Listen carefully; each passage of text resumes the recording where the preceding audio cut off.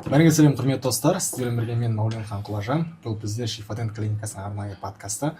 Біздің Шифадент клиникасының дәрігерлер сіздер үшін арнайы бүгін ерекше подкаст ұйымдастырып отырмыз.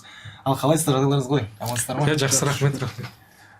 Өздеріңізді жақсылап таныстырып өтіңіздер енді. Бұл енді халық көретін подкаст қанша дегенмен. Ал бастайық. Есіміңіз? Есімім Бек Сұлтан. Шифадент клиниканың дәрігермін, микроскопист, терапевтпен. Управляющий. Медициналық ұлттық университетін бітіргенмін, Асфендияров атындағы. Сол салада жұмыс істеп жүрміз. Керемет. Менің есімім Нұрболат Темірбатұлы. Осы салада жүргеніме 10 жылдан асты. Хирургия маманын таңдадым. Ортопедия. Енді әкем ортопед болған, бірақ өз басым жеке андай хирургия. Қан сүйек деген нәрсеге жалпы тартады, былай айтқанда. Менің есімім Ержан Болат. Қуандықов. Мен Шифадент клиникасында ортодонт дәрігер. Семьямдағы бірінші медицина Дәрігер. Осы дәрігерлік салаға қалай келдіңіз? Сол жайлы сұрайын деген негізі бірінші сұрақ осы. Дәрігерлік саласына. Негізі әке-шешемнің арманы болған. Балдарымыз медик болсын деп. Сол мен қарындасым да стоматолог, өзім де стоматолог. Құдай қаласа балдарым да дәрігер болады деп үміттенемін. Керемет, тамаша. Бізде стоматология деген вообще кішкентай кезден құйып тастаған ғой басқа. Әкем өйткені ортопед техник болған. Ол кезде анандай бүйтіп қазіргі дегендей обезболивать ету деген жоқ. Сол кезден бастап, уже былай айтқанда туылған күннен бастап сол нәрсені көріп келе жатыр. Сондықтан уже 5-ші класстан бастап былай цель болды, уже стоматолог боламыз. Ол кезде білмейсің ғой, ойлайсың тіс деп атық. Семьяда жалпы ағайын туыстардың ішінде негізі дәрігерлер бар, бірақ былай әртүрлі салада сондай. Сондықтан әкемнің жолын қуып келе жатырық десек болады. Тамаша, келесі. Маған себепші болған нағашы апам ғой, стоматолог болды деген. Соның арқасында стоматологияға түсіп, қазір дәрігер болып жұмыс істеп жатыр. Қазір біздер бір-бірімізді қайтадан танысатын сияқтымыз ғой. Ашылатын сияқты ғой. Еркін форматта, ешқандай артешін қысылы жоқ. Арасында андай бір нелер болатын шығар да, бір прикол нелер. Конечно, без проблем қойыңыз, ондай нәрсені бәрі керек. Ал бірінші сұрақтан бастайық. Осы Қазақстан, енді бұл подкастты Қазақстан көреді деп ойлаймын енді. Бірінші сұрақ. Неге Қазақстан стоматологиясы қымбат? Қалай ойлайсыздар? Осы сұрақ барлық халықтың көкейіндегі сұрақ. Вообще мен қымбат деп ойламаймын, на самом деле. Өйткені бізде пациенттер бар, Америкаға көшіп кеткендер бар, Германияға кетіп қалғандар, Германиядан келіп жүрген пациенттер бар. Біздер страничка салып жүрік. Мысалы, олардың бағасы мен біздің бағаны салыстыруға мүлдем келмейді. Хотя материал, тура сол материалды қолданамыз, былай айтқанда. Біздің, наверное, скорее всего, нарыққа байланысты шығар деп ойлаймын. Өйткені, бірақ негізі былай алып қарағанда қымбат емес біздің стоматология, Қазақстанның стоматологиясы. Салыстырмалы түрде, мысалы, Ресейден де арзан шығар деп ойлаймын. Қазақстанда қатты мен особо ұқсамайтын сияқты қымбатқа. Өйткені біздің алатын қымбат дегенде қалай, мысалы, ОСМС деген бар да, ОСМС пен жұмыс жасайтын, мысалы, ана халыққа қызмет көрсететін. Ондай программалар бар, тегін көмек алу деген сияқты. Бірақ ол жерде сен қолданатын материалдарың, былай айтқанда, ана үкіметтің бөлінетін ақшасына сенің қолданатын сапалы материал қолдана алмайсың ол жерде. Былай айтқанда, енді не емес, хейт етіп жатқан жоқпыз, бірақ жалпы сондай. Дұрыс сапалы ем алу керек болса, ол жерде материал енді как инструмент жүреді ғой, а на самом деле адамның қолына байланысты бәрі. Сондықтан біздің Қазақстанның стоматологиясы қатты қымбатшылыққа ұқсамайды, мысалы. Менің ойымша, сен қалай ойлайсыңдар? Бағанағы стоматология емдеудің бағасының ішіне тек қана материал кірмейді, оның ішіне біздің оқуымыз кіреді. Мысалы, бір жылдың оқуы миллион теңге. Оған қоса повышение квалификации дейміз ғой, курстарымыз бар. Әрқайсысы 500 мыңнан басталады, миллионға дейін жетеді. Үшінші бағанағы материал. Материал енді Қазақстанның өндірісі болса, дұрыс болар еді, арзандайтын еді.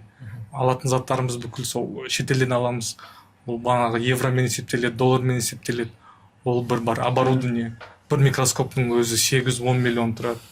Әрқайсысы қолданатын заттарымызда ол да шетелден келеді. егер біздің Қазақстанда шығарылса ол баға арзандайды деп ойлаймын. қызық ой. Сонымен нұрекеңе қосыламын, қымбат емес негізінде. Былай да мен мысалға жалпы есеппен қараған кезде менің ойымша осы еліміздің барлық адамдарының тұрғындарының тісінде ақау бар да. Астана, иә, түсіндім сұраған сен. Астана жалпы басқа қалаларға қарағанда қымбат. Бірақ мысалы Алматыда бар, мен білуімше ең қымбат стоматология ол Алматыда. Насколько я знаю. Бірақ Астанада жалпы басқа қалалармен салыстырсаң, иә, қымбаттау. Неге? Өйткені бұл жақта жалақы да жоғары ғой. Мысалы ауылдық жерлерде бар ғой, 50 мың теңге айлық алатындар бар. Соған қарай да ол жерде мысалы бізге осы жақында достарымыз келді, Тараздан келді, мысалы да имплантация үйренуге. Азамат сәлем деп қойсын. Мысалы сол жігіт келді, ол біздің мысалы прайстағы бағаны көрді де шошып кетті, былай айтқанда. Оңтүстіктегі баға Қазақстан Астананың бағасымен вообще екеуі небо и земля, да? Екі түрлі. Бірақ мысалы материалды біз мысалы басқа сырт жақтан алуға тоже ыңғайсыз ғой. Постоянно сен Шымкенттен басқа жерлерде арзан материал. Бірақ о жақтан алдыру, оны күту керек, үйту керек, бүйту керек, когда под рукой сен уже осы жақтан алдырасың да, Астанадан. Сондықтан бізге уже қымбат нәрсе келгендіктен, қымбат материал келгендіктен біз де соған қарай уже баға қоямыз. Одан бөлеген еттің де нарық қой, короче, былай өсіп жатыр да, сондықтан бағасы по-любому өседі. Кешіңіз бөлсем, андай да әр услуга бар стоматологияда, бағалары әртүрлі болады. Сол бағаларына тоқталып кетсек, қандай қызмет түрлері бар стоматология. Мысалға мен тісімді емдеткім келіп жатыр, мен тісімді адам аузын ашып қараған кезде сіздер бірінші неге мән бересіздер, соған байланысты мен ойымша бағасы шығады деп ойлаймын. Ол қалай? Түсіндіре алдым ба сұрақты? Әр емнің бағасын сұрап жатыр. Иә. Стоматологиядағы емдердің бағалары қалай? Жалпы мысалы тісті жұлдыру бар, кариес емдеу деген бар, бағаларына тоқталып кетсек. Ол рингта бекітілген стоматологияның бағасы бар ма? Жоқ, ондай бекітілген жоқ. Мысалы андай бар, Алматыда Алтын Орда деген жер бар да. Ол жақта білесің бе, естідің бе сен? 500 теңгеден болған бұрын тіс жұлу. Неважно қандай пациент кіреді. Короче, анандай ғой, былай коридорда адам тізіліп отырады, 500 теңгеден, 1000 теңгеден, короче, пытыр жұла береді да. Ол жерде бірақ соответственно инструменті де банандай стабилизовать етіп үлгермейді деген сияқты. Қазір енді қымбаттау шығар, бірақ сондай диапазонда, яғни 500 теңгеден жұлынады, и ең қымбаты, если не ошибаюсь, Мұхит Кенжебаевич деген пациент клиника Алматыда, Люксес деген клиника бар, там самое дорогое удаление. Если қателеспесем, мына жерін кесіп тастырып, кейін есіп что ойлап қалмасын. Негізі менің ойымша сол жерде мен естігем 80 000 теңгеден басталады удаление. Ойлашы, 80, просто тіс жұлу 80 000 теңге. Сырттан адам кірмейді.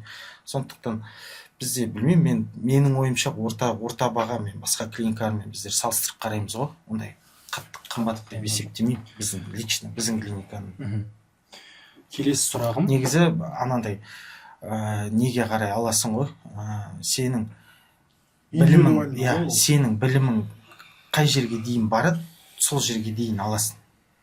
Если сен білім жетілдірілмеген болса, білімің ондай қатты, не владеешь многими техниками, былай айтқанда көп техниканы білмесең, сен соответственно төменірек аласың.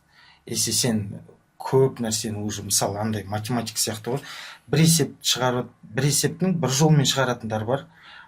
Мектепте қайсысы мысалы мықтылар, олар деген банағы бір есепті 4-5 жолмен шығарып беретіндер болады да.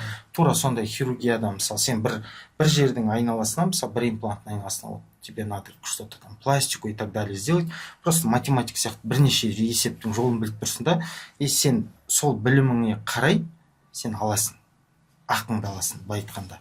Ол тегін жасалмау керек, ол ақысы болу керек, бірақ сенің сол біліміңе қарай алынатын ақы да. Сол үшін мысалы әр дәрігер менің ойымша өзінің банағы пределі болады, баға қоя аламын деген. Ол бірақ халықтан былай ала бермейсің, ол былай жасалмайды. Өйткені онда ертең банандай сұрау бар деген сияқты жауап бересің да әр нәрсеге. Мысалы біздің стоматологияда ең қызығы, негізі көп аурулардың стоматологияның ішінде кішкентай начальный басталма түрінде кариестен басталады. Ол негізі ең арзан. егер науқас бағанағы пациент сол кезде келсе ең арзан сол болады. Науқасқа өте көп байланысты. Сол кезде келсе ол бағанағы начальный кариес, орташа кариесқа бармайды, ол қымбатырақ жүреді. Оны емдемесе глубокий кариес болады. Ары қарай пульпит бағанағы нервтің қабынуы. Оны емдемесе перидонтит. Оны емдемесе тістің тіндері сынып кетуі мүмкін, қабырғалары, стенкалар деп айтады ғой. Ондай болатын болса, бағанағы нервісін жоласы ол 2 есе қымбат. Сол үшін пациенттерге айтарым, басында келсеңіздер, ол арзан, тез және оңай болады. Сол үшін оны сізді сақтаймайтын болсақ, ары қарай хирургтарға барасыз, имплант салдырасыз. Уақытылы бағанағы тісіңізді ерте жұлып қойсаңыз, бағанағы прикустың проблемалары басталады. Ол үшін бағанағы сіз гоматолог, ортодонтқа барасыз, ортопедке барасыз. Сол үшін ең бастамасын емдеп алу керек. Ары қарай 6 айда бір келіп тұрып профилактика жасап тұрсаңыз, көп шығынға шықпайды. Анандай мысалы не бар, короче, мен бөлем бар. Туған бөлем, докторға оқып отыр, бітіріп отыр уже нені, Казгуды, и вот сол неге барады, Германияға барады. Постоянно оқуға барады, былай айтқанда. Вот сол Германияға барады да, былай мен отырым дейді, жиналыс бір отырыста отырып, короче, аузында если кариес туралы әңгіме болып кеткен ғой, мен енді есіне түсіп кеткен боларым, сол жерде айтқан ғой, вот мен аузымда кариес бар деген, и вот сол бөлеме, короче, немістер былай таң қалған, короче, как так депші, немістер кариес, яғни олар оған дейін жеткізбейді. Олар уже мысалы садиктің кезінде қалай дұрыс тазалау керек, жуу керек, профилактика ғой, алдын ала. Мысалы оларда бізде мысалы бір адамның беті бүйтіп ісіп келетін болса, любой базовый хирург келеді, отырғызады, обезболить етеді, разрез жасады, и былай айтқанда антибиотикпен үйтіп емдеп жібереді. Обычный стоматолог, хирург мысалы. Оларда если ондай мына флегмоны, банандай больницаның темасына кететін болса, оларда кәдімгідей бүткіл анализ жинау бір бөлек, профессорлар жиналады да консилиум жасайды, мынаны қалай жасаймыз. Бізде любой хирург, который бізде Қазақстанда алып шыққан, білім алып шыққан, тық кесет жасай береді. Сондықтан оларда в стадии профилактики мықты дамыған. Біздер уже как конечный этап қой, мысалы хирург-имплантологтар ең соңында, оған дейінгі мысалы терапевттер жүреді, и то же самое ортодонттарда. Ержан Кондыкович неге постоянно айтады, кішкентай жас балалардың пубертатный дей ма, пубертатный кезеңі болады, мына жағы адам өсіп жатқан кезде, чтобы не довести до брекетов. И вот именно сол моментті просто былай айтқанда не профукать, ұстап алмау керек, жіберіп қоймау керек та. Бағасын айта кететін болсақ, мысалы кеше ғана бір пациентім келді, Ирландияда оқиды ол кісі, тіс ауырып қалған, и бағанағы нервістерін емдеу үшін 900 евро сұрапты. Бізде ол ондай баға жоқ, 150 евро шықса максимум ол тіспен. Бірақ сапасы одан артық болмаса бірдей, точно кем емес. Неге сапасы бірдей деп ойлайсыз? Потому что именно стоматология, медицина, бүкіл салалардың ішінде именно стоматология рыночный отношенияға жүрген. Олар бос. Сен қойын келсе, мынандай баға қоясың. Ол баға неден есептеледі? Бағанағы дәрігердің оқуы, материал, оборудование. Мысалы, дүние жүзінде Қазақстанның стоматологиясы ол уровенде. Оны біз қалай білеміз? Шетелден келіп пациенттер бізге емделеді. Мынандай технология, мынандай бізде способтар бар. Келеді, имплантат жасайды, емделеді. Сол үшін баға бізде даже төмендеп айтсақ болады. Егер дүние жүзімен салыстырғанда. Біз бағанағы сол технологияға алып, сол оборудование материал алып, одан төмен баға айта алмаймыз. Потому что өз-өзін ақтай алмайды. Рахмет. Ал енді, дұрыс келісеміз мен толық. Жоқ, емін еркін әңгіме ғой. Емін еркін. Енді мынандай да, менің ойым ерекше бір осы байқағанымда, любой қалаға барайық, стоматология өте көп та. Стоматология өте көп, бірақ қолжетімсіз сияқты. Қарапайым халық әйтеуір түсінді қалай шамасы. Стоматология көп, бірақ мықтылары ғана бар да, и көбісін білмеймін, ақтап жатырмын, өзін ақтап жатырмын жоқ па. Жалпы стоматологияның көп болғандарына көзқарастарыңыз қандай? Стоматологияда тіс емдету, как пластический хирургия сақтап кеткен сияқты, мен ойымша бір. Екеуі де қымбат, но бірақ стоматология көп өте Қазақстанда. Мысалы, біз Астананы алып кететін болсақ, бір ЖК-ға қарасақ, бір ЖК-ның ішінде 5-6 стоматология болады. Біз стоматологтар жиналамыз бір-бірімізге конкурент қылып есептемейміз. себебі әр дәрігерге, егер дәрігер мықты болса, клиника мықты болса, пациент бәрін жетеді. Қазір чат GPT-ні жазып көріңізші, самый распространенный, ең көп кездесетін ауру, самый распространенный болезнь кариес. Кариес бәрінде, почти бәрінде бар. Сол үшін пациент бәріне жетеді. Ең бастысы бағанағы дәрігер, клиника мықты болу керек, пациенттер келеді. Егер қол жетімсіз деген бар. Иә, мен ойым мынандай да, ойым жөнді жеткізе алмай қалдым деп ойлаймын.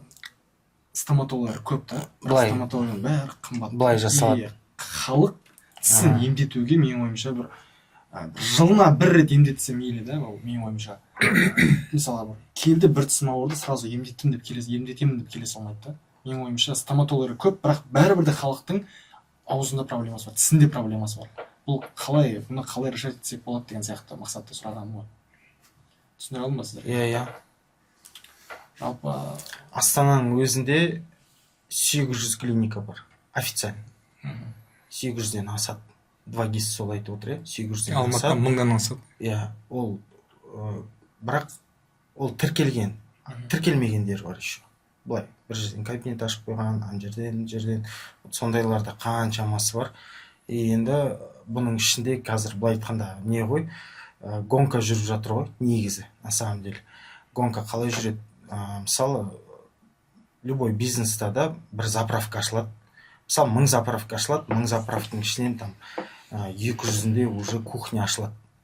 Бағанағы кухня деген сөз, яғни ішінде кофейнясы бар, сосын ол 200-дің ішінде 100-інде жанында мойкасы бар, обслуживаниесі бар, и уже адамдар сол комплекстерге қарай барып үлгеріп жақсы көріп бастайды да.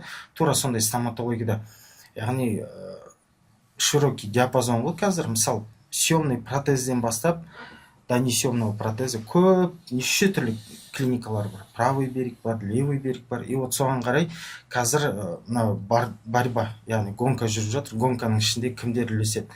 Мысалы, осложнениемен жұмыс жасайтындар, вот солар ең соңында қалады.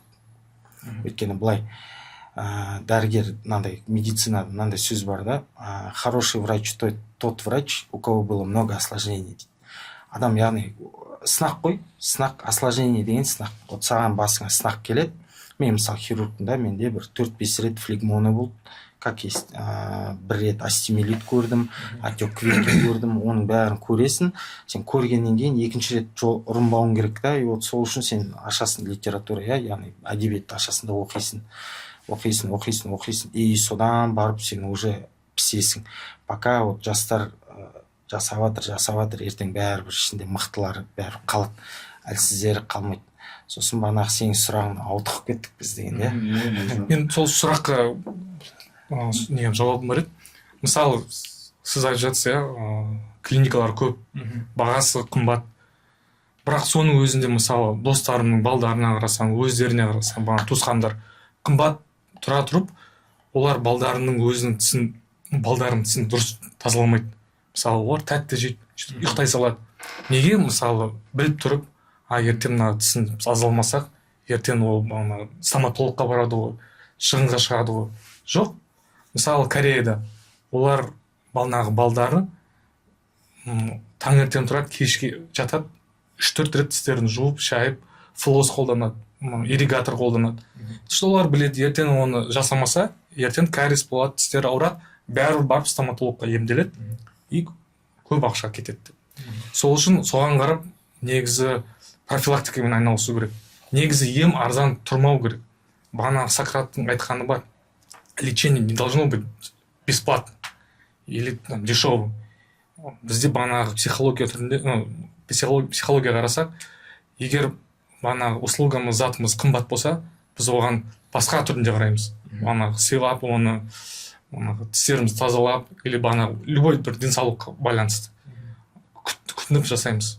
Сол үшін ол тек қана бағаға қарамай профилактика жасаса, оған да алып бармайды. Гинекологияда, кеше мысалы айтып отыр, гинекология деген сала бар қазір, біздер мысалы гинекология деген, яғни буынның саласын қазір қуалап бара жатырмыз. Оказывается, бұған дейін біз вообще мысалы Ержан Кондык командаға келмей тұрып, менің вообще мировоззрением коронкаға деген понимание вообще басқаша болды да. Оказывается, мысалы тістің каждый біткен әр бугоры өзінің бағанағы қызметін атқару керек та. былай қарап отырсаң бізге тіс сияқты, тіс дейміз ғой, но на самом деле сондай қыр-сырлар бар. И вот мысалы Германияда уже 10-15 жыл бұрын бағанағындай гнатологияны алып тастаған страховойдан. Оларда вот видишь, бізде не үшін емдете алмайды деп жатсың. Бізде жаңа бақтыч айтқандай профилактикаға көп көңіл бөлмейді. Не үшін көңіл бөлмейді? Ол басқа елдердегі сияқты Қазақстанда үкімет деңгейінде, государственный деңгейінде ол қалай айтсам болады, программалар жоқ па? жоқ, үгіттемейді да. Профилактика, ну, Япониядағы кеше Мицухиро Икибоши келген дейтін. Сонда барып келген коллегалар айтады, и стористарына шығарып жатыр. Оларда профилактика ғана, бірақ үкімет деңгейінде уже оларға дейтін, қалай айтсам ба, Спонсировать етеді. спонсировать еткенде Үйретеді. үйретеді. Үкімет деңгейінде оны үгіттейді бәрін дейді. Олар біздердікі сияқты емес, біздікі әбден бізде үгіттейді да, қалай үгіттейді? Бізде, короче, стоматология ашады, сеть клиник болады, сосын наркозный аппарат алады. И вот детский стоматологтар сенің штатында, мен детский, өйткені андай да, адам баласынан аямайды да, былай айтқанда. Бізде сосын үгіттеу басталады, именно частный клиникалардың атынан басталады. Короче, негізі солай ғой. Анандай үкіметтің тарапынан мысалы ақша бөлінбейді да. Міне балалар мынандай етіп түшу керек, мынандай үйретпейді. Мысалы, қазір бізде наоборот частный клиникалар жүреді садикта. Балалар былай түшуіңдер деп артына былай визитканы тығып кетеді. На самом деле артында бизнес жатыр да. Сондықтан мысалы үкімет тарапынан банандай қолға алатын болса, реально бар ғой, негізі ол кезде жүретін шығар деп ойлаймын. Халықтың денсаулығын көтерген сайын демография көтеріледі, и одан әрі жақсы жастар пайда болады да. Қазір деген. Ал жақсы, енді Бана сұрақ сіз қойғанда, короче, қолжетімсіз сияқты жоқ, олай емес. На самом деле қолжетімді. Жағдай болмаған адамдар как минимум съемный протез. 20 мың теңге болсын, да, 20 мыңға жасайтындар бар. Жоқ, жағдай болмаған емес, ол жағдай соған жеткізбеу керек қой. Профилактика. Жоқ, бұл енді айтып отыр да, андай мысалы анандай адамдар бар ғой дейді да, действительно қиналып жүрген, тіс жасатам. Жоқ, любой на решение бар. Менің ойымша Қазақстанда, иә, өткен. Правый берікте болсын, қай жерде болсын, бір ауылға барып болса да, бір частный біреу 20 мыңға, 10 мың теңге пайда көру үшін 20 мыңға протез жасап беретіндер бар. Дәрігерлердің де ішінде андай жан ашитындар бар, кейде де бізде болады, кейде тегін көмек көрсетіп жібересің. Сондықтан ол біріншіден бизнес емес, біріншіден андай как дәрігер қарау керек шығар. Сондықтан бәріне қолжетімді негізі. Енді сіздерді өзі таниық, жақсылап таниық. Сіздерге арнайы бір ерекше сұрақтар болсын. Сіздерге келген ауыр пациенттер, қандай ауыр пациенттер келді? Өзіміз ішкі атмосфера жайлы әңгіме айтайық. Ауыр ма? Қандай қызық оқиғалар болды қача, сондай ішкі кухня. Бір пациент келген, бұрын бір протез салған, қолында бар протезін ұстап алып келген. Қолында суперклей бар. Маған суперклеймен бағана протезін әкеліп тұр, осыны маған жапсырып беріңізші деп. Жоқ, ондай болмайды, суперклейді қуысына салуға да болмайды. Сонымен біраз несін айтып, басқа бағанағы цементке салып, оны тазалап, салып бердік, сол қызық болды. Суперклей ма? Иә, суперклей. Қашан болды? Біраз болды. 3-4 жыл болды. Менде андай болған, короче, интернатурада жүргенде, интернатураны бітірдім, детскийға кірдім. Вот сол кезде болған, ең бірінші андайда детская поликлиника Алматыда, на Гоголя, Байзакова. Вот сол жерде жұмыс жасаймын. Басында андай дәрігер болып жұмысқа кіргенде, басында сен ашсың да. Өйткені стоматология, уже Қазақстанда құйып тастағанда, сен стоматология, ол ақша көресің да, андай, бар ғой, әдемі өмір сүріп жатады, дювальді көресің шетелде, мықты ғой енді. Жалпы андай, даже дантист деген кино бар, білесің ма, андай, дантист деген кино бар да.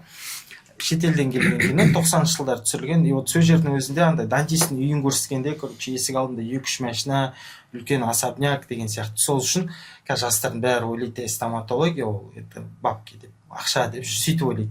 Сөйтіп басында кірген кезде мынандай история болады, короче, банағындай, енді ол жерде жұмыс істеп кеттік, айта берейін қалай. банандай біраз авторитет жинап алдым хирургиядан, қолымды үйреттім. Сөйтіп хирург жоқ іште. Мен бар, тағы бір коллегам бар, Жанболат деген. Жанболат көрсе кейін есіне түсірер. Сонымен бір бізге заведующий кіреді да айтады, анда Алматының Горздравтың бастығының баласы келіп тұр дейді да. Ортодонтический показания брекет салу керек. Мына баланың төртінші тісін жұлу керек деді. Сен боссың ғой, сен жақсы жұласың ғой дейді да, маған отырғызады. Бізде андай бар да, проводниковая анестезия деген бар, яғни мандибулярный саласың, жағы полын үйіп қалады. Мен ол кезде как раз руки набиваю, постоянно соны салам. Сонымен мандибулярканы салдым да, отырдым, артына шығасың. Мына оң жақ тісті жұлатын болсаң, астыңғы пациенттің артына шығасың. Сөйтіп артына шықтым да, Жанболатпен бүйтіп әңгіме айтып тұрдым да, короче, тісті шығардым да. Мына жерде енді мақта салу керек аузына. Сол мақтаны бүйтіп салайын деп жатсам, короче, 4-ші тіс емес, мен 5-ші тіс жұлып қойыптым да, артында тұрған. Қазір негізі оны салмай қойған дұрыс болады. Енді осыны білгенге отыр, қандай не қызық оқиға жатыр. Сонымен ана мақтаны, короче, бүйтіп алып салдым. Аузын жаба тұршы дедім де, короче, қолымда бірақ тісті, анан тастамайсың да тісті, короче. Сонымен жүгіріп келем де, короче, Жанболат деген, ол мен былай айтқанда старший үйреткен наставник. Соған айтам, брат, мен короче, басқа тісін жұлып алдым дедім. Серьезно ма деді, иә дедім, не істейсің енді деді. Оказывается, негізі оны просто банағы екі тістің функциясы бірдей ғой, яғни былайда ауыстыра беруге болады да. Сол жерде көп ойланған жоқпын. Жүгіріп бардым да, ана тісті банады апарып, короче, қайтып орнына тықтым. И бана жыл деген тісті мен шығарып алдым ана жерден. Есі жоқ, есі барсыңдар мына жерін вообще деген. Орнына салдым ана тісті, и анандай бар да, советская стоматологияда мынандай понятие бар, линкомицин деген бар да, антибиотик. Анау сүйекке арналған антибиотик. Яғни периодонтальный связканы оның алдында частный клиникада жүрген маған айтады, мынау, короче, тістерді қатайтады деп ше. И, короче, ана антибиотикті алам да, бір күн салам, сосын ана балаға айтам, мақтан тісте, қатты тістеп тұр, шенерт ететін уақыт жоқ, өйткені ол жерде 20 минут беріледі балаға. Сөйтіп, негізі тісті бүйтіп орнына қойып, жанына бүйтіп қатырып қойсаң, жалпы бітісіп кетеді. Өйткені қазір пересадка деген нәрсе бар да, біздер пересадка, мысалы басқа тістің орнына апарып салып, соны бітістіріп қоюға болады ана жерге. Сондықтан мен ол білмеймін енді, не жастық шығар, анан жұлып басқа тісті орнына қойдым да, сол баған жұл деген жұлдым, и аузына мақтан тістетем де айтам, 1 сағат вообще аузын, короче, ашпайсың, и күнде уколға келесің, у тебя сложное удаление дедім де, сонымен жібердім. 2-ші күн келді, тағы антибиотик салдым, 3-ші күн келді, тағы салдым, и ол үшін 4-ші күн тас болып қалған ана тіс. Сондай осындай бір қызық жастық жақтың ошибкасы шығар. Кешірсін, енді ол пациент көрсек, бірақ ұмытып қалды ғой, мен де ұмытып қалыппын оны. Сондай бір қызық оқиғалар болады. Менде ондай бір қатты қызық оқиға емес, енді бір пациентпен болған бір курьезный случай дейді ма. Ол кезде оқуды енді бітіріп, желаниемен жүрсің ғой, ой, мен қазір жұмыс істеймін, андай, адамдарға көмектесемін деген. Пациент ауыл жерде тұрады, короче. И 6-ші тісін емдеп жатырмын, пульпитный тіс. Емдеп жіберемін, енді үстіне пломбаны кейін салу керек деп әкесіне айтамын. Әкесі жоқ, бүгін салып бер дейді да, болмайды, мынаны емдеу керек. Жоқ, бүгін салмаймыз, ертең саламыз деп жіберемін, ертесіне келеді да, ол дейтін, мал мынау тісті ауырда дейді, кішкене ол кезде ана ампутация жасаймыз ғой, басын дейтін пульпатек. Пульпатек пайдаланамыз. Сосын жіберсек, ол келеді, кішкене ауырсынған ол түсті жұлып тастады дейді. Бұл кезде пациенттің жасы 8 дейм, сонда 8 жаста, жұлмайын деймін, короче. И әкесі кәдімгідей мен отқан жерге кіріп жағымнан оқты, жұлып тастады, кішкентайсың ғой, көзім бақылай күткен онда дейді. Қасымдағы дейтін жаңа наставник екеуміз бар, бұл кезде үлкен кісі, Құмарақ дейтін. Үлкен кісі емес, ол үлкен, бізден үлкен еді. Кішкентай болған дейді, көтеріп алып тұрған. Тісін жұл дедім саған деп. Сонымен жұлмайын дедім, короче, айқай шу болып соңында дейтін. Ақырында жұлып тастады ана тісті, қасымдағы дәрігер. Анда дейтін, затқа шақырып. Андай бір история болған, детскийда жүргенде, бір пациент, короче, тісі ауырады баласының. И басқа тісін постоянно жұлдырады. Мен түн кешкі уақытта жазып тұр ғой, мына балам тісі ауырып жатыр, мен не істесем болады дейді да. сосын мен айтамын енді таңертеңге дейін шыдаңыз, обезболивающий ішіп алыңыз да, банандай жансыздандырғыш. Сонымен таңертеңге дейін шыдай алмайды, и в общем тишина, короче, бір пациент жоқ болып кетеді. Тишина 2 сағаттан кейін. Не болды, қалыңыз қалай, қойды ма деп. Басында еще уайымдайсың ғой бітіргенде оқуды. Каждый пациентің уайымдап жүресің. Сөйтіп, не болды, бәрі дұрыс па деп жазып жүрсем, қойып қалды. Бағана папасы келді дейді да жұмыстан. Папасы келген, папасы насвай атады екен. Сонымен тістің банағы құрт жегенде, в общем, мынандай ойылып қалған ғой, и сол құрт жеген жерге апарып насвай салып қойған ғой. Насвай обезболивающий ғой, нерв мышьяк сияқты жұмыс жасайды да. Сөйтіп алған пациенттің баланы тіс ауырған, солай қойдырған, сондай бір историялар болған. Енді неше түрі болады негізі. Бірақ насвай қолдануға болмайды деп айта кетуге. Қолданбаңыздар. Естеріңізде болсын. Пластика жасау керек. Одан кейін просто. Келесі сұрақ. Стоматологиядағы мифтер. Қандай стоматологияда бір халық жіберетін қателіктер деп айтамыз ба, қандай? Не білесіздер ғалым, сол жайлы бір. Бір, может, историяға да айтып кететін болсақ, бір жігіт келіп тұр. Ауыз қуысымда бағанағы енді консультация бересің, мына жерде кариес, мына жерде кариес. Ол менен сұрайды. Осыдан 3-4 күн бұрын бір қызбен сүйісіп едім, содан жұқып кетті ма дейді да мен. Бағанағы кариес, иә. Сол үшін мифтер көп. Бірінші миф бағанағы чистка зиян алып келеді. Бағанағы ультразвуковой чистка, аэрофло. Я оның өзінің шектеулері бар. Мысалы, 6 айда бір рет жасауға болады. Одан көп нежелательно. Бірақ егер тас бар болса, оны алып тастау керек. Егер алмаса, одан бетер бағанағы қызыл егі түсіп, сүйегі түсіп, тіс босауы мүмкін, пародонтит болуы мүмкін. Сол үшін бағанағы чистканың зияны жоқ. Екеуінің де бағанағы тас болуының и тас жоғының зияны бар, бірақ бағанағы чистка жасаған дұрыс. Иә, лучше гигиена болған дұрыс. Негізі барлық нәрсе, барлық зат тазалықтан басталады. Жаңа миф деген мынандай да, мысалы насвай қоюдың өзі бір миф сияқты менің ойымша. Қойсаң жазылып кетеді, типа. Жоқ, ол действительно көмектесетін болды. Жоқ, мен білмеймін, енді өзімді тексертетін жоқ вообще, бірақ иә. Тағы қандай мифтар бар? Так, қазір біраз сен бізді жағамыздан алдың ғой. Мысалы, имплант салсаң, бағанағы МРТ, КТ түсуге болмайды деген мифтер бар. Оны жасауға болады, сіз айтып кетсеңіз. Жоқ, ол, короче, имплантқа қатысты негізі былай. Импланттың историясы бар да. Әше, ең бірінші андай майя деген племена, солар да изначально догадка болғанда, археологтар бүйтіп ашып қарасам, адамның бас сүйегінен, короче, мынандай жаққа шурупты бұрап тастаған ғой олар. Бірақ алтыннан бұрап тастаған да. Может, тыққысы келді ма, бірақ біреулер врачтар айтады, типа, имплант салып көргісі келген бұлар дейді да. Негізі білмеймін енді, алтынды тығу мақсатында жасады ма. Кейін 50-ші жылдары уже банағы ағылшындар, американцы, ағылшындар солар өздері банағында имплант қойып бастайды. 1950-ші жыл, менің мамам 54-ші жылғы, ол кісілер уже 50-ші жылдан бастап имплант қойып бастайды. И ең бірінші импланттар адамдар былай болған ғой, мысалы адам любой кез келген адам жүгіріп келе жатады, құлап бір нәрсе сүрініп қалса, мысалы сендер общий медицинада оқисыңдар, қандай титаннан қояды да, спицы дейді, банағы жұлын ұстап қалу үшін, омыртқаны ұстау үшін деген сияқты. Сол сияқты адамдар түсінген ғой, что титан, я действительно адамның ағзасына бітісетін материал. Алла тағала да ол негізі әдемі істеп қойған ғой. Бір металды беріп қойғанда, титан болсын, қолданыңдар, сендерге биоинертный болсын деп. Сөйтіп, басындағы имплантаттар бірінші жасаған кезде импланттарды таза титан болмайды да, оның құрамына, өйткені таза титан болса, имплантат қымбат болып кетеді. Сол үшін оның құрамына әртүрлі металдарды қосады. Әртүрлі металдардың өзі бөлінеді ішінде. Магнитный дейді, парамагнитный дейді да. Магнитный деген, яғни магнитке тартылатын металдар болады. Ең бірінші бұлар алады да, импланттарға әртүрлі магнитный металдарды қосады.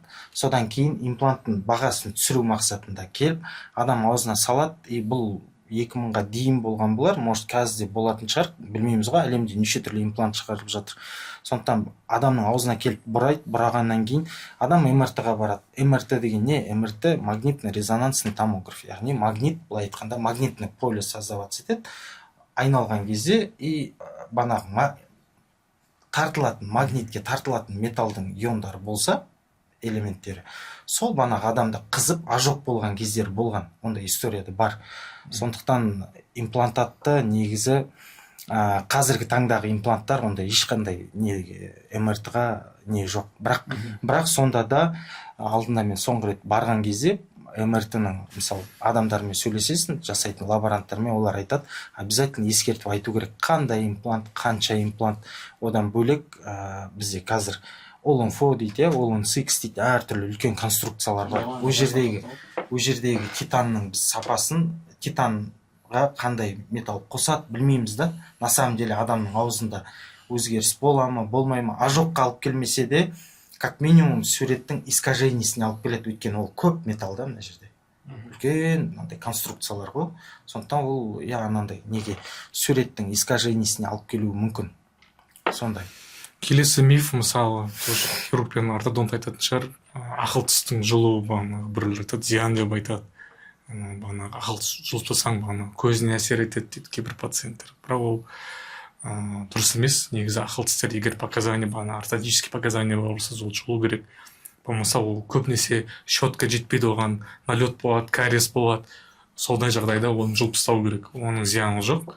Біреулер ойлайды, ақыл тісті жұлып тастаса, олар тістер босап кетеді деп. Олар босамайды, наоборот, кейбір жағдайда жұлған дұрыс деп есептеймін. Вообще былай ғой, менің ойымша емес, негізі былай, ақыл тіс деген рудимент дейді ғой. Адамда рудимент бар да, яғни мысалы, бізде сүтқоректілерге жатқандықтан бізде бұрын мысалы не болды, құйымшақ қалып қойғанда рудимент ретінде. Тура сондай ақыл тістер. Бұрын если ар жақтан алып қарайтын болсақ, Адам алейхиссалам 60 шынтаққа тең болған, бойы ұзын болған. Соответственно, ол кезде қазір археологтар бүйтіп ашады, қарайды, ауыздарында 32 тіс тұрады. Ерте бұрынғы адамдардың бәрін қараса 32 тіс тұрады.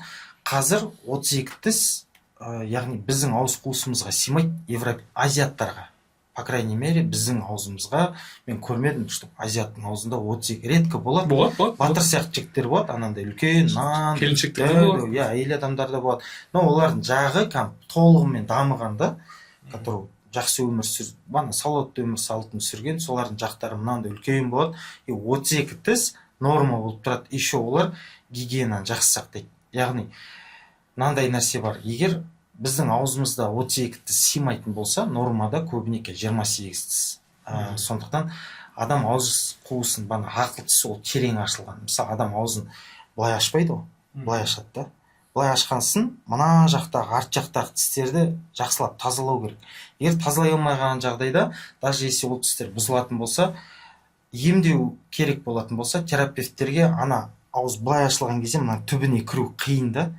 Практически невозможно ананы емдеп шығу идеально. Сондықтан емдеу біріншіден сапасыз болады, екіншіден ол тістер гигиенаны талап етеді. Сондықтан ақыл тісті нежелательно вообще қалдырмаған дұрыс, негізі алып тастаған дұрыс. Сондықтан сіздер жастар ақыл тістеріңіз болса, келіңіздер. Шефадентал клиник жыламыз дейсіз. Жалпы енді тіс жарғанмен болады ғой, ауызды жөнді жуу керек деп жатсыздар ғой. Жалпы стоматолог ретінде өздеріңіз қалай тісті күтесіздер? Өзіңіз қалай күтесіздер? Не кеңес бересіздер халыққа? Сіз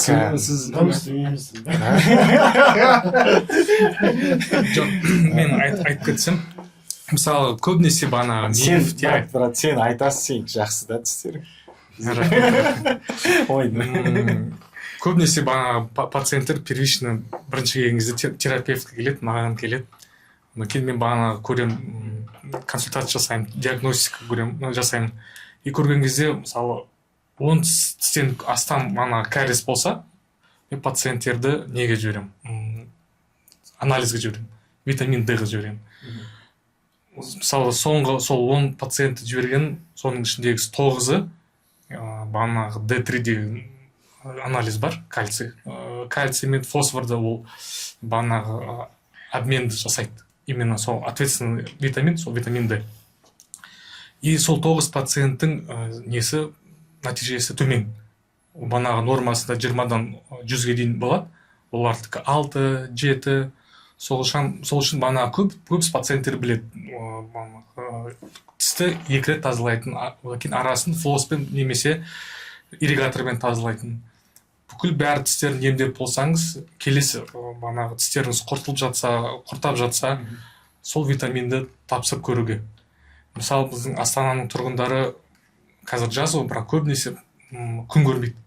Ол бағанағы витаминді біз күнмен аламыз, продуктымен аламыз, ол толықтай түспейді. Сол үшін егер сіз тістеріңізді дұрыс жусаңыз, күніне 2 рет тамақтан кейін шайып тұру керек. Егер тістің арасына тамақ кіріп кетсе, флосспен болмаса ирригатормен алып жүрсеңіз, келесі кеңесім сол витамин Б-ні тапсыру. Егер ол витамин Д аз болса, ары қарай эндокринолог, терапевтпен бағанағы кеңесін алып, назначениесін алу керек, емделу керек. Сол кезде бағанағы кальций мен фосфор дұрыс освоение болады. Сол кезде тістеріңіз дұрыс болады. Өйткені мынандай ситуациялар болады, қазір сәл ауытқып кеттік, бірақ айтып кетейін. Мысалы, пациенттер болады, 10 тіс, 15 тісті, 20 тіске дейін, допустим, емдетеді, довольно күшті, пломба бәрі тұр, кетеді, и бір буквально 2 ай, 3 айдан кейін, пломбалар түсіліп, шашылып қалады ауыз, былай айтқанда. И вот сол кезде бірінші очередь не ойлайды пациент? Дәрігер нашар, пломба өте нашар, туда-сюда. А на самом деле пломба қалай жабысады? Пломба жабысады только қатты тінге. Қатты тін деген, егер сен организміңда D3, бананды, кальций, фосфор, тісте бар элементтер болмаса, любой пломбаң бүйт түсіп қалады. Сондықтан пациенттер, мысалы, 20 тіс емдете ма, біз обязательно жібереміз, мысалы, осы минералдарды тапсырыңыз, тексеріліп, нормада ұстап отыру керек. Әйел адамдарда көбіне неге остеохондроз бірінші болып кетеді, банандай тістер шашылып қалады, бірінші, екінші беременностьтан кейін особенно. Өйткені бүткіл балаға, жаңадан дүниеге келетін балаға беретін кальцийдің бәрін түгел тістен алады да, эмаль ғой, эмаль бешеный кальций ғой түгел. Вот сол тістен алады, все, одан кейін тістер шашылып қалады, плотно. Вот сол үшін, мысалы, үлкен пациенттерге айтарымыз, мысалы, үлкен көп мөлшерде тіс емдететін болсаңыздар, міндетті түрде параллельно банандай минералдарды, микроэлементтерді тексеріп отыру керек. Ол соған тікелей байланысты. То же самое брекет таққанда да, сізде бір периодтар бар, когда надо кальций пить, когда не надо кальций пить деген сияқты сондайлар бар. Комплексына қарау керек қой, тек стоматологтан көре медиканы да, мысалы үшін. Біздерде имплантацияда да сол, мен мысалы, оказывается, мысалы, қанның каждый клеткасы ішіндегі эритроцит, гемоглобин таситыны бар, анаусы бар, тромбоцит. Каждый клетка импланттың әрбір свойствосына жауап береді. Қалай бітсет, қалай болады деген сияқты сондай. Сұрағыңызға былай жауап беретін болсақ, былай ерекше өзіміз сиқыр айтатындай, өзіміз дейтін пациентке айтпайтын ондай жоқ. Кәдімгідей өзіміз күніне 2 рет тазалаймыз. Щетка, арнайы щетка болу керек. Орташа жесткость деп айтады, средней степени жесткости. Бағанағы, паста бағанағы аз болса да, пастасыз да болса болады. Техника, бағанағы қызыл ектен тістің астына қарай, былай горизонтальный движение жасауға болмайды. Одан кейін флосс, бағанағы жіппен, ирригатормен тазалап тұру керек. И тісті бағанағы мен мысалы өзім тісті тазалаған кезде, бүкіл тістердің тірдесін есінде тұрады да, и тістің айналасын, арт жағын, жанын бәрін тазалап шығу керек. Көбінесе пациенттердің бағанағы кариестері ол бетіне, фиссурада шайнайтын жерінде. И болмаса ұрт тиіп тұрған жерде бағанағы көбінесе щетканы алып бармайды оған. Сол жерге тазалап шығу керек. Мысалы, былай тазаламайтындарда контактный кариес болады көбіне. Өйткені олар былай жүреді, екеуінің ортасына тұрып қалады. Сол, мысалы, каждый біздер айналысқан сайын анандай наблюдать етесің, көзің көріне бастайды да, қалай, не, жайлап сурет қой құрастырасың да. Болмаса, мысалы, пациент, мен мықты тазалаймын, мен одан проблем жоқ десе, мысалы, президент деген не бар, компания бар, орда индикатор гигиены деген бар. Оны жай бағанағы тіс тазалап болғаннан кейін тістеріңізге жағып шығасыз. Егер тіс дұрыс тазаланбаса, ол бағанағы көрініп тұрады. Бағанағы коричневый болмаса боялады. Егер дұрыс тазаланса, сол цветпен қала береді. Сол үшін солай пациенттер өзімізді тексеру болады. сосын шайған кезде қалып қояды уже дұрыс тазаланбаған жерлер. Иә. Енді рахмет сіздерге. Бір-екі ауыз бір жастарға кеңес ретінде бір-екі ауыз айтып жіберсіздер ме? Артыңыздан ерген бір стоматолог. Мен өзім Астана университетінде оқимын, Астана медицина университетінде. Кімдер дейсің? Қуанышты Нұрболат. Енді мен өзім жалпы медицинада оқығанмын, стоматолог оқитын студенттер бар, қаншама ақша төлеп, оларда еще грант аз білесіздер, грант мүлде жоқ десе де болады. Оларға қандай кеңес бересіздер? Жалпы ассистент жұмыс істейтіндер бар, мысалы параллельно. Жалпы келешек стоматологтарға деген сияқты осы сұрақпен қорытындылайық бүгінгі подкастты. Енді қазіргі заман көбінесе ақша іздеуге, ақшаны табуның несін іздейсің ғой. Бірақ егер жас маман болсаң, бірінші білім қуалау керек деп ойлаймын. Біліммен кейін опыт келеді, тәжірибе келеді, одан кейін барып ақша да келеді. Сол үшін бірінші 5 жылын ассистент боласың, одан кейін бірінші наставник тауып алу керек. Соның жанында үйреніп, білім алып, практикаңды алып, одан кейін барып дәрігер боласың, мықты дәрігер боласың.